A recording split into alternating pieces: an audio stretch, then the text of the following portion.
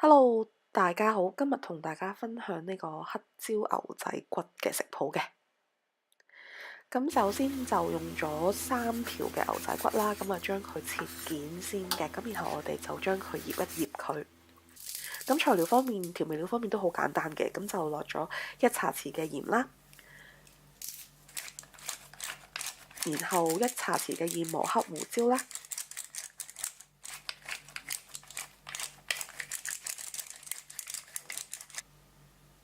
2湯匙嘅生抽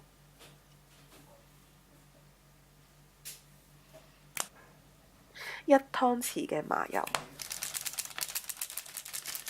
再加1湯匙嘅生粉啊，咁就俾佢最少醃30分鐘至到1個鐘左右啦。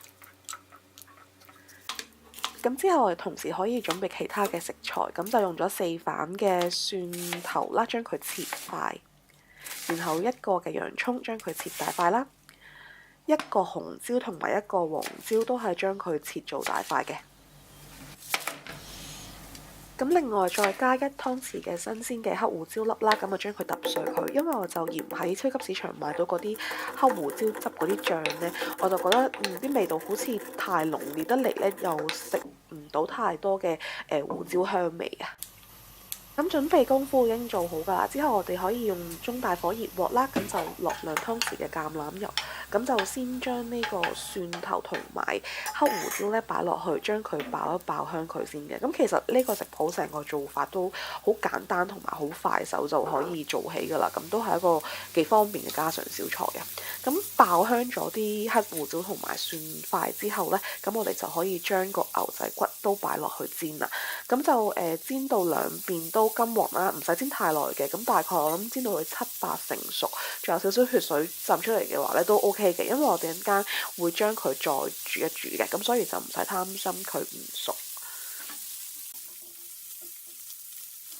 咁相反個牛仔骨就唔好俾佢煎得太耐啦，如果唔係呢啲肉質就會變到比較韌同埋老，咁就冇咁好食啦。